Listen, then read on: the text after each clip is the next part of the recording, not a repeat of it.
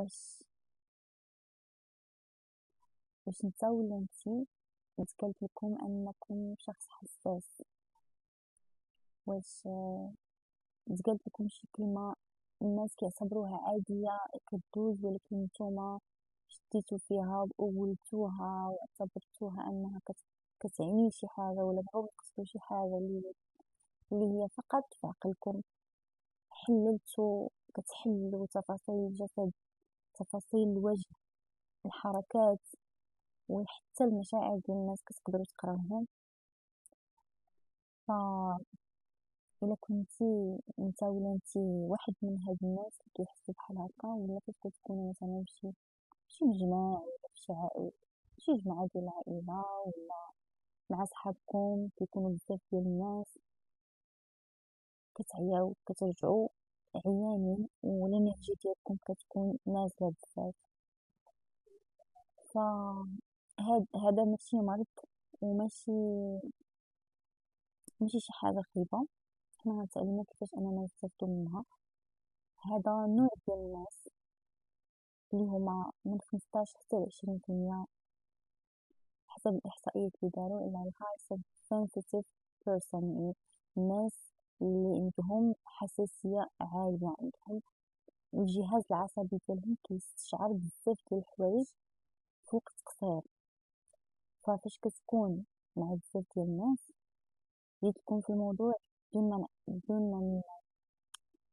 ما نقدمو بطريقه صحيحه، ولكن نتوما راكم لفتوني انا كنهضر معكم سبونطاني. فالمهم الموضوع ديال اليوم هو الشخصيه الحساسه ولا الشخص الحساس اللي كيعتبر راسو هو عادي، ولكن الناس يقدروا يديروا كلشي كيشوفوا انه شخص حساس. فتوكلنا على الله، نكمل الفيديو ديالنا ونكمل الفيديو حتى الاخر.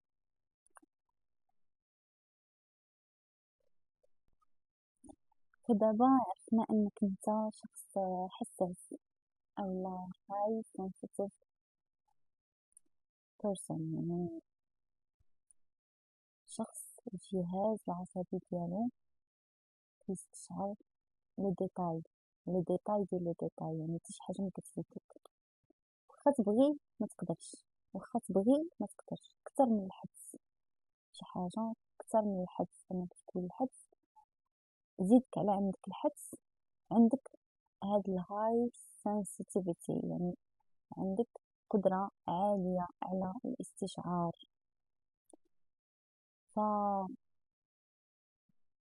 أنا غادي نعطيكم واحد العلامات اللي هما فيكم، من ديما نقول فيكم، علامات تكونوا كتشوفوها فيكم، كتحسوها فيكم، وما كيداركمش طبيب فيكم، لأنه هاد العلامات هي العلامات ديال الهاي sensitive person، يعني الشخص العالي الحساسية. هادو هما العلامات ديالو، مكاينش لي يحيدوهم.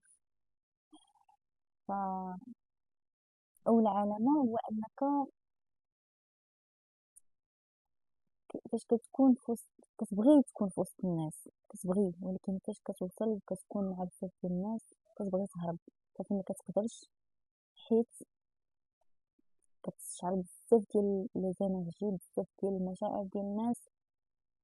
فديك الا انت ما كنتيش عارف كيفاش غتعامل مع هذاك الشيء، كتحس بالثقل، كتحس براسك لو كور ديالك تقع عليك، كتحس براسك ماشي هو هذاك، تقدر تحس تجيك شي حاله نقولوا مرضيه، لأن الجسم ديالك بحال كيحاول يدافع عليك، كأنك انت في حرب، كأنه كتبقى تستشعر شي حوايج اللي ممكن قلتيهم لأي واحد غيقولك لا ما كاين والو، لا فلان ما دار والو، ولكن انت قريتي ماشي غير ما وراء السطور، قريتي ما وراء الخيال. كتكون كتستشعر ما عندك ما دير، انت هكاك. هذاك نوع ديال الناس كيقلت لكم من 15 حتى ل 20% في العالم عندهم هاد الحاسة، يعني 1 من 5 ولا المهم بحال هكا تقريبا. واخا كتكون كتبغي هادوك الناس، كتبغي وجودك معاهم، ولكن ما كتقدرش تطول معاهم، يعني كلما طولتي كلما حسيتي بشي حوايج اللي حتى شي واحد ما غيتيقك، هادوك اللي دايرين بيك ما غاديش يتيقوك، غتقولهم طات طات طات طات طات ما يتيقوكش، لانك انت ما نقولكش انت هو اللي عندك الحق فيهم. فاحنا غادي نتعلمو كيفاش نجريو هاد الحالة اللي كتجينا. وحتى واحد الحاجة أخرى، العلامة الثانية نقدر نقولكم أنها أنك كتأثر بمشاعر الآخرين، كأنك كتذوب في المشاكل والظروف ديال الناس. إلا جا شي واحد عاودلك شي حاجة كتلقى راسك مكتعطيهش غير طاقتك، كتذوب في الحالة ديالو. تقدر أنك تاخد المرض اللي فيه، تقدر أنك تحس بالألم اللي فيه في جسدك، تقدر أنك مدة قصيرة وداكشي اللي فيه بحال أنك كتاخدو عليه. ولا حتى إلا شي واحد عاودلك على شي واحد من نوع د المشاعر هو كيحسهم، حتى شي واحد ما يقدر يستشعر المشاعر ديالو الحقيقية إلا انت، لأنك انت شغل كتجسدهم فيك، كتحس بيهم داخلك، كأنك كتستنبط وكتلبسهم بالعربية تاعك، كتلبس الشعور، كتلبس المرض، كتلبس أي حاجة تعاطفتي معاها لدرجة الذوبان. وحاجة زوينة أخرى كتكون في هاد النوع ديال الناس هو أنهم فاش كيسمعوا موسيقى زوينة يقدروا يبكيو، فاش كيشوفوا منظر طبيعي زوين يقدروا يبكيو، فاش كيتعامل معاهم شي واحد تعامل زوين لطيف من القلب كيحسوا به صادق كيبكيو، كتكون دمعتهم قريبة، انهم كيستشعروا الصدق، خصوصا الصدق كيستشعروا ان الطبيعة ما كتكذبش، الجمال اللي كاين في الكون ما كيكذبش، الشخص الصادق معاهم ما كيكذبش، هما كيكونوا حاسين بالصدق ديالو. فلما كيستشعروا هذيك الطاقة ديال الصدق ديالو كيحسوا بها لدرجة انهم ما كيبقاش عندهم كنترول على دموعهم، يقدروا يبقاو يبكيو مع بقوة الفرحة، بقوة الحب ديال هذاك لو جيست. مثلا يكون دار معاهم شي شخص تلقاهم كيبكيو.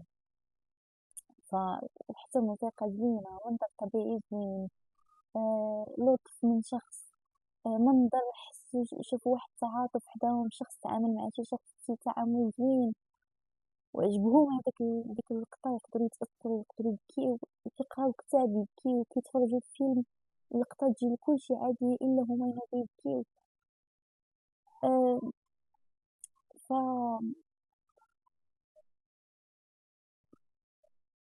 جميلين صراحة هاد الناس رائعين، ولكن خصهم نتعلمو يديروا ليميت. نكملكم العلامات أنهم كيحسوا بالخبز، كيما كيحسوا بحاجات زوينين بعمق، فهما كيحسوا إلا كان شي شخص عنده نوايا خايبة، عنده أهداف خفية خايبة، مكنقولش خايبة، المهم شريرة، ولا نوايا تجاههم ولا تجاه شي واحد داير بيهم،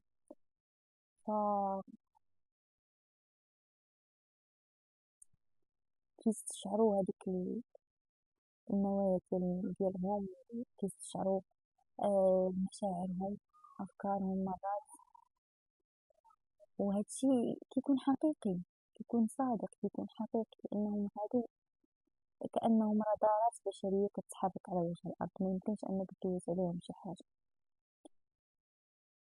ف وحتى كيحسوا مثلا فاش كيعرفوا مثلا شي شخص ظلم شي واحد، كيستشعروا بهداك الظلم ديال الشخص المظلوم لدرجة أنهم كيتعاطفوا معاه بدرجة ما نقولكمش.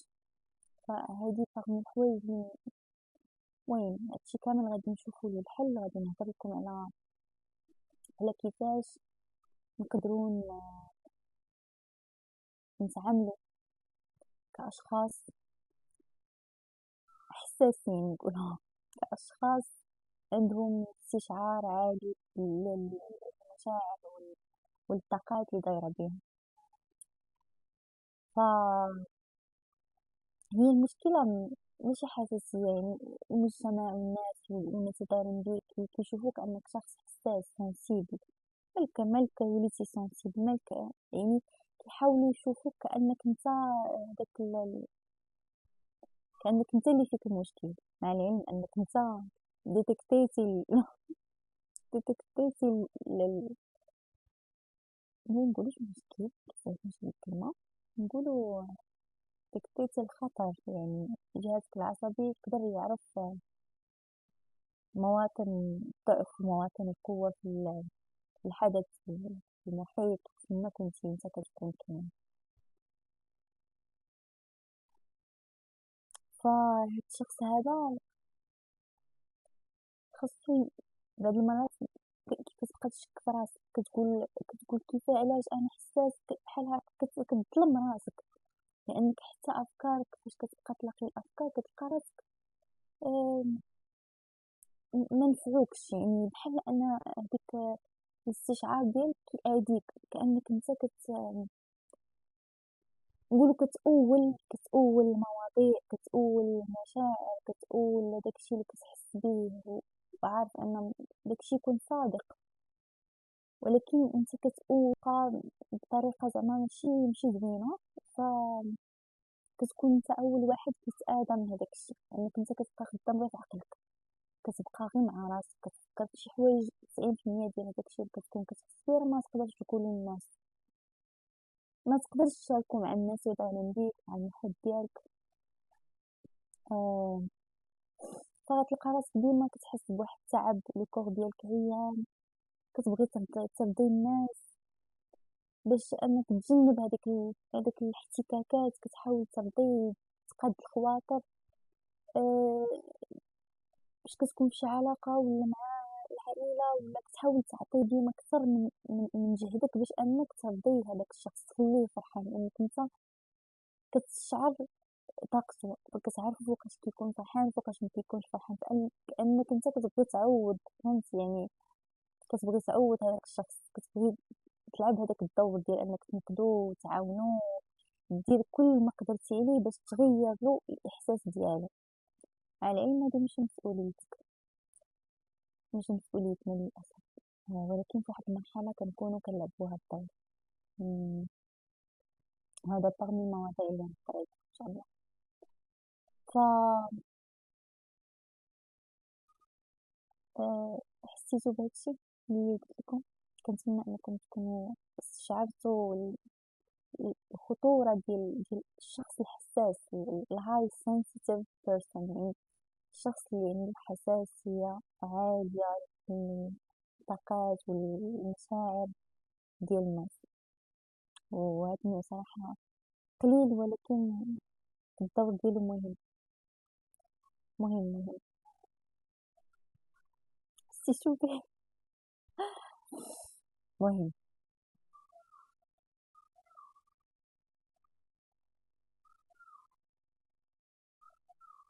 ف غادي نبغيو نعرفو كيفاش نقدروا نجريو راسنا كنوع نادر من الناس.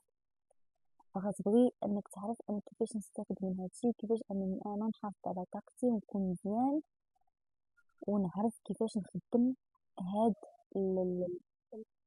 الملكة. يعني هاد الملكة كتكون انت شخص متميز، يعني ماشي كلشي عنده هادشي. فاول خطوة هي انك ما, ما تعتبرش انك انت آه شخص حساس كيف بالمعنى اللي كيقولوا لك الناس. يعني تعتبر راسك انك انت عندك ملكة، عندك شي حاجة انت متميز فيها، عندك شي حاجة ميزة، كتعتبر ان هاديك لاصيت، ديك الحالة اللي كتحس بها هي شي حاجة زوينة، فانت كتولي تقيمها بطريقة وبنظرة اخرى. يعني وكتولي تعرف تتعامل مع الحال، مع هذاك الشيء اللي كيوقع عندك لداخل. ف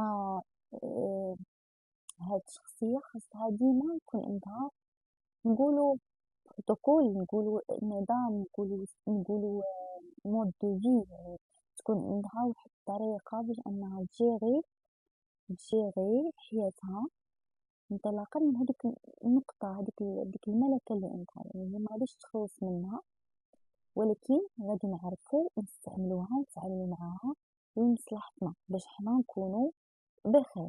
لأنه آه، أهم حاجة هو أنك أنت تكون مرتاح، تعيش مرتاح، ماشي أنك تعيش وأنت آه، أنت رد البال وأنت في ترقب وبحال حاس كل إحساس حسيتيه كتحسو أنه واش تجاهك شاف هداك الشخص بديك الطريقة، واش قصد هادي، فهمتي.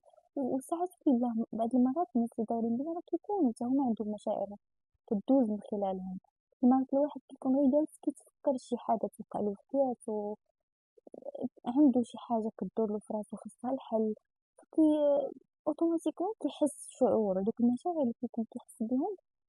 انت جيتي في واحد الوقت اللي استشعرتي ديك الطاقة، استشعرتي هذاك الشخص مثلا مقلق ولكن ما مقلقش منك، هو عنده عنده باك جراوند، عنده شنو كيفاش نقول لكم، عنده سبب. ماشي انت هو الشخص الوحيد اللي كاين في حياته، ماشي انت اللي كدور عليك الكرة الأرضية. فهذا الشخص تقبلو عادي نورمال، كل واحد وحياته وظروفه ومشاعره هو مسؤول عليها. حنا ما غاديش ناخدو المشاعر ديال الناس نتبناوهم ونحاولو نعايشوهم ونعطيوهم مساحة في الفكر ديالنا ونستنزفو طاقتنا على قبل أنه الناس ميمكنش أننا نجعلو الناس كلهم فرحانين. حنا ماشي كل واحد مسؤول على راسو، نورمال كل واحد مسؤول على مشاعره وعلى أفكاره وعلى. فاحنا كنتعاملوا مع الناس كيف كيتعاملوا معانا.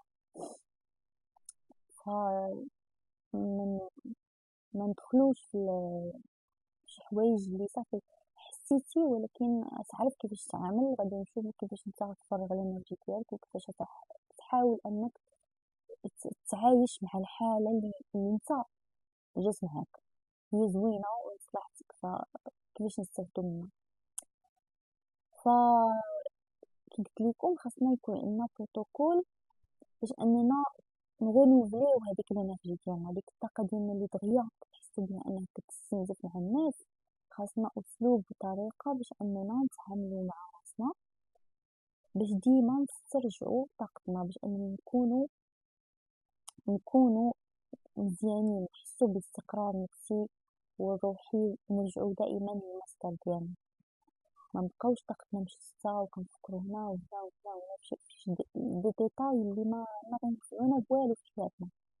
كواسيغ انك انت تبقى تفكر في المهم.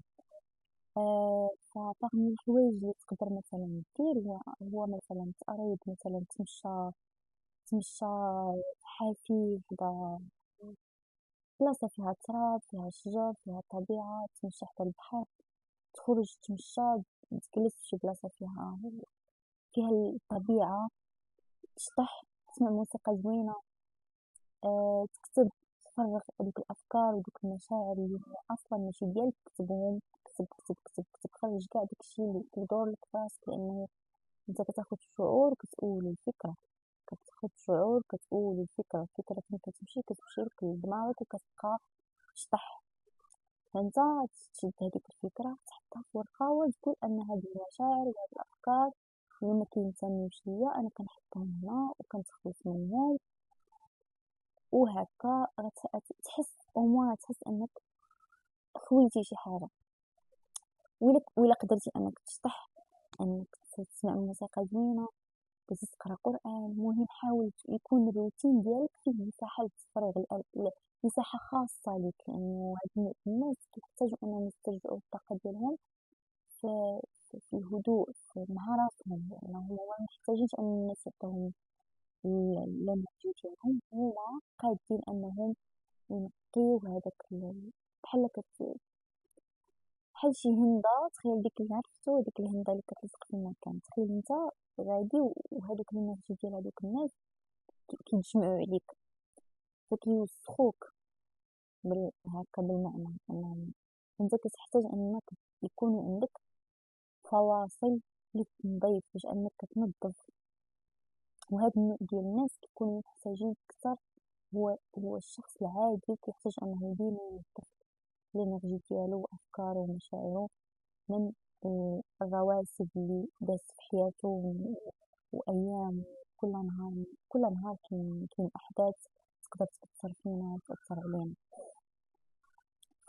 دائما تكون عندك مساحة للتفريغ، يعني نكونوا مزيانين، نحسوا بالاستقرار النفسي والروحي، نرجعوا دائما للمصدر ديالنا، ما نبقاوش طاقتنا مشتتة وكنفكروا هنا وهنا وهنا وهنا في دي ديتاي اللي ما غينفعونا بوالو في حياتنا. كواسير انك انت تبقى تفكر في المهم.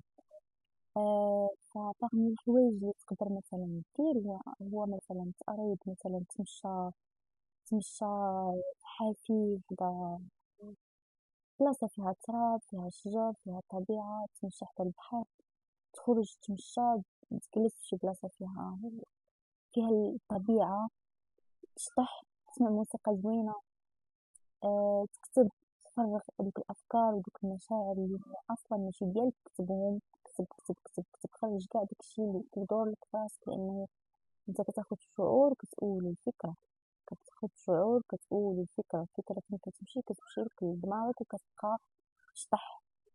فانت تشد هذيك الفكرة تحطها في ورقة وتقول أن هاد المشاعر وهاد الأفكار اللي ما كينتميوش ليا أنا كنحطهم هنا وكنتخلص منهم، وهكا تحس تحس انك خويتي شي حاجه. ولا قدرتي انك تشطح، انك تسمع موسيقى زوينه، تقرا قران، المهم حاول يكون الروتين ديالك فيه مساحه للتفريغ، مساحه خاصه لك، لانه هاد الناس كيحتاجوا انهم يسترجعوا الطاقه ديالهم في الهدوء، مع راسهم، لانه هما محتاجين ان الناس يعطيهم الانرجي ديالهم، هما قادرين انهم ينقيو هذاك بحال شي هنده. تخيل ديك اللي عرفتو، ديك الهنده اللي كتلصق في المكان، تخيل انت غادي وهذوك الانرجي ديال هذوك الناس كيتجمعوا عليك فكيوسخوك هكا، بالمعنى انهم انت كتحتاج انك يكونوا عندك فواصل للتنظيف باش انك كتنظف. وهذا النوع ديال الناس كيكونوا محتاجين اكثر، هو الشخص العادي كيحتاج انه ديما ينظف الانرجي ديالو وافكاره ومشاعره من الرواسب اللي داز في حياته وايام.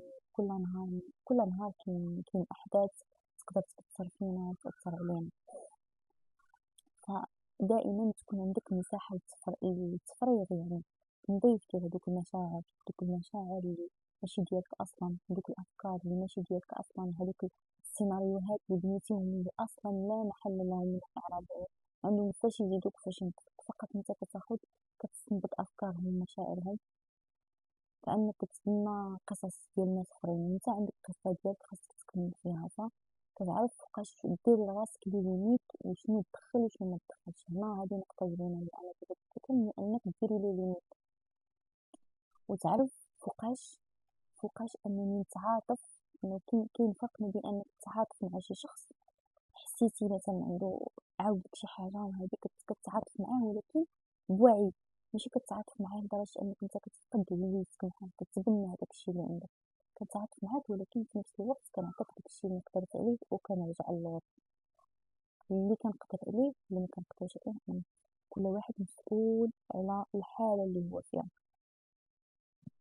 كل واحد في شي سيتوياسيون كيف ما بغات تكون هو مسؤول عليها، مادام جاتو هو الا وهو اللي خاصو يدير الحل، ماشي حنا اللي خصنا نديرو الحل ونمثلو مشاعر ونستشعرو طاقته وداكشي. صافي حنا كنعاونو داكشي اللي قدرنا عليه بالمجهود ديالنا، كنوقفو مع الشخص اللي محتاج مساعدة بالحاجة اللي قدرنا عليها، قدرنا معنويا، قدرنا ماديا، قدرنا عاطفيا، في الحدود اللي ميأذينيش، الحدود اللي ميأذيكش، باش تكون هذيك المساعدة اللي انت غتساعد بها الشخص الآخر ولا شكون ما بغا يكون. خاصك تعرف انت دير الحدود لراسك، انا هالمقدار وهالقدر وهالجهد اللي عندي باش نعاون، اكثر من هادشي غنأذي راسي. بحال فاش كتمشي تشري شي سلعة لشي واحد، شي محل كيقولك هذا هو داكشي اللي نقدر نقصلك، الا نقصلك اكثر غنأذي راسي، غادي يفقد راس المال ديالو. فهذه نقطة. فانت فاش كتعلم تفرق ما بين انك تتعاطف وانك تمشي تسرح مع داك الشخص وتاخد منه، كتحس براسك وليتي عندك الانرجي لراسك، يعني حتى دوك الافكار ودوك التخبات اللي كيبقاو يدورلك في راسك كتولي انت كتحكم، ما كتبقاش تدخل اي حاجه اللي درتي بيني في مشاعرك، في العطاء ديالك كيف ما بغى يكون. فكتحس ان طاقتك ولات احسن، وليتي باخر، وليتي كتحس بالخفه، كتحس براسك خفيف، قاد انك تمشي وتجي فيما فاش كتبقى تعود راسك على انك تعرف الليميت ديالك، وتعرف شنو تعطي وشنو ما تعطيش، وفين توقف وفين ما توقفش. فكتلقى راسك ميم كي كتكون في وسط الناس كتولي تعرف شنو كيعني من هذاك الشيء، شنو كيعني شي حوايج ما كندخلش فيهم، ما كيخصونيش ما كندخلش فيهم. المشاعر ديال الناس، الافكار، الشيء اللي بغاو يفكروا فيه ديالهم، حتى وفكروا فيا انا. نقولوا مثلا انا في شي مكان شي واحد فكر فيا هذاك التفكير، استشعر جهتي هذاك الشعور. فين كاين هذاك الشعور؟ عندي ولا عنده؟ هو مسؤول عليه، يدير به اللي بغا. كيهضر فيا كيهضر فيا واخا. شكون اللي مشغول بالاخر، انا ولا هو؟ يعني مادام الواحد وصل انا ويهضر فيك الا وراك تبارك الله، تبارك الله عليهم، عرفوك من يهضروا. شكون اللي شكون كيتقل عليه، انت ولا هو؟ شكون اللي يهضر سيساعد. هاد المرات شي حوايج ملي كتسمعهم بودنك دير راسك ما سمعتيهمش، لان كلما انك حاولتي انك تدخل في لي ديتاي، مادام ان الشخص بعض المرات الشخص ما كيواجهكش، ما كيجيش يهضر معاك فاس فاس يقول لك تا تا تا تا تا، يمشي يهضر في ظهرك، ما عندوش الجرأة يهضر في وجهك، خليه، ما تهضرش معاه، ما تعطيهش طاقتك. لان كل مره حتى انك تفكر فيه تعطيه مساحه التفكير ديالك ساكن عندك فابور. علاش نتايا شنو كيقولوا له هذاك دار الضيافه؟ كندخل عندي داكشي اللي انا بغيت، كنتعاطف باش كنحس بالصدق ديال الحاله، وانا بغيت نتعاطف، كنولي انا كنتحكم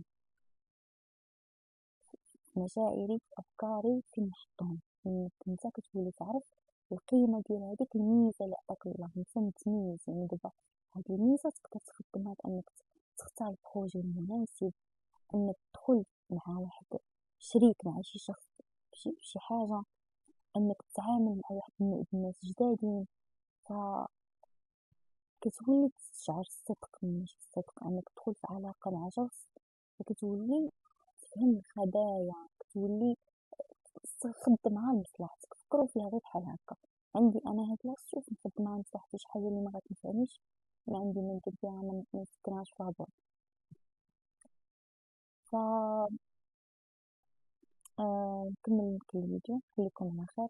كنتمنى انه رسالتي توصل للاشخاص المناسبين، تحسوا بهذا الشيء، تعرفوا انكم كيفاش تعاملوا مع المنتج ديالكم، مع هذيك الملكه الزوينه اللي عطاكم الله، حيت هي ميزه ما عندش كلشي، عند ناس محددين. مادام عندكم فانتم كتستحقوها، محتاجينها parmi les astuces اللي عندكم في الحياه باش تعيشوا حياه زوينه لمصلحتكم. فتهلاو لي فراسكم، كنتمنى نلقاكم في فيديو قريب ان شاء الله، موضوع زوين بحالكم. فالى الفيديو المقبل ان شاء الله، باي باي.